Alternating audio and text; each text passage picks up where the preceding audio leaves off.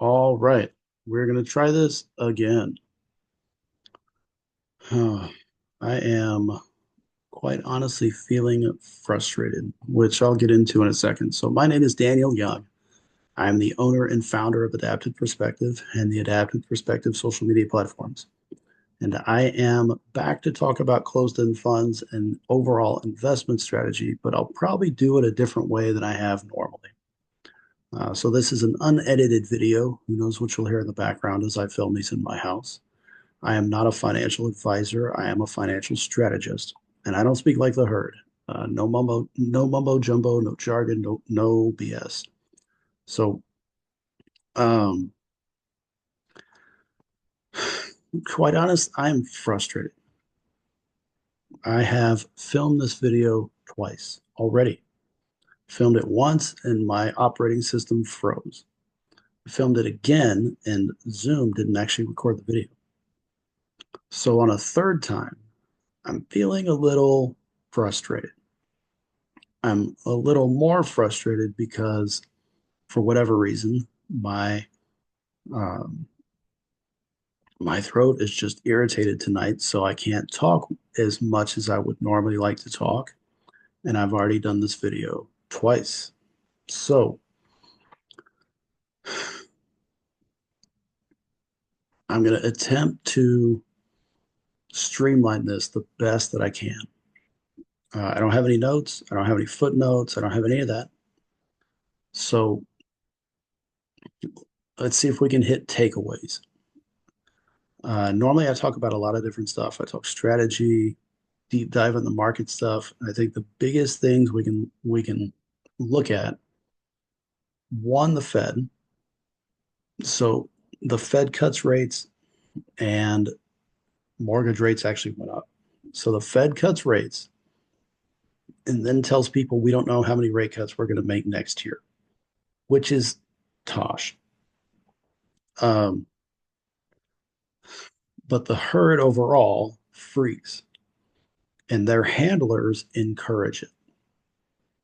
So the Fed is cutting rates and printing money, and inflation's staying the same and slightly going up. And they tell people we don't know what's going to happen next year. We can't promise many rate cuts, which is BS.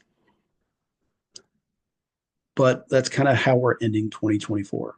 But on the other side of New Year's, Trump's inauguration looks a lot closer, and the market itself always looks forward. And it always looks forward in hope. Now, there's a lot of like guesswork that everybody does, right? Because how I hope it goes and how you hope it goes and how that analyst on whatever panel says it goes. But everybody always looks forward with hope. And right now, the Fed's pushing, we don't know how the economy is going to go. BS. And Trump's 2.0, you've already got Jamie Dimon saying deregulation is a good thing. It's going to help people out. We're going to cut red tape and save money. That's a good thing. You've got Doge going, look at how much money the government's just burning. Like essentially just here's a fat wad of cash and light it on fire and hope for the best. So with Doge pointing out how much money we're wasting and with people getting more and more pissed off about that, Congress might actually cut spending. That would be good. You have tariffs. The economy itself used to be tariff funded instead of taxpayer funded. So if we fund the budget from tariffs, that takes money out, that gives us money back. So that's good. And then you also have Trump and others floating the idea of cutting taxes and cutting out the IRS in general. Think of getting your federal tax bracket back on your paycheck. How would that juice the economy? So for now, it's we don't know how the economy is going to go, which is just BS. Because post New Year's, as we look more towards Trump and the deregulation, the cutting of red tape, higher energy production, becoming energy independent, cheaper energy transfer, cheaper utilities, cheaper this, cheaper that, and the cutting of big government away, right? So the more we're paying for all this other BS, the more money we're saving, the more money coming back to you and me. That's all good things. That's going to fuel hope looking forward. So the economy itself should grow, but you also have the market in general. The market feeds on looking forward, but it also feeds on hope. So it should crank the burner on the hope market post New Year's, especially as we get into Trump's 2.0 presidency. But where does that leave us right now? Well, you have the Fed pumping fear. I've got to drink tea, otherwise, I'll lose my voice. So you've got the Fed pumping fear. You've got the herd reacting to the fear, and they're getting steered away from bonds. You have other people dumping bonds. So the market blipped. The best time to buy is in fear. If not, the better time to buy is in extreme fear. And the market sentiment overall doesn't grade every aspect of the market. It just looks at the overall general feel from the herd. So if you can find the dogs of the current market, you're well placed to see those gains when the market hits hope. You're also well placed to say the dogs really like the downtrodden because they will swing back into popularity and then the herd will buy them. So you'll see the price gains and the discounts close and all that jazz. That's all good news. So the herd is getting steered away from bonds. Now the market dipped. You may just buy the dip, but the herd is getting steered away from bonds. So bonds are a great thing to buy. Bonds, municipal bonds. Municipal bonds are a tax-free vehicle. That's encouraging to me. The other dog in the market, which is still just it's like the dirty dog at this point, is real estate. So if you can find just like the downtrodden is like beat to crap dirty dog in the market, which we'll spotlight here in a bit, it presents a real opportunity for when it comes back into fashion. And I think it will come back into fashion. So I've already done this twice on video. I've done this 3 times for me. So I'm not going to go through the other stuff, really just based on my voice and time. So I'm going to break it down like this. Oh, make sure I share the right screen. So I'm going to break it down like this. So if I'm investing in an individual cash account or a brokerage account, I would go municipal bond. And it would be one. And look, I mean, normally I go through the whole thing. Like I work off the closed end fund master, and then I filter it down based on this and that and the other. But I can't do it. I've already done it twice. I can't do it a third time. Um, so if I'm going individual account, more freedom, more ability to move funds between, and not have to worry about taxes, municipal bonds, I would go that way. And it's tempting to involve real estate and technology and all this other stuff. But if we're looking to optimize and like laser focus that tax-free, tax advantage account, municipal bonds are the way to go. But since I'm not doing that and I'm working inside a Roth account, which is already a tax-free vehicle, so long as everything stays inside the account, then the municipal bond doesn't really help me. So I want to laser focus on the stuff that does help me. HFRO is 60% off.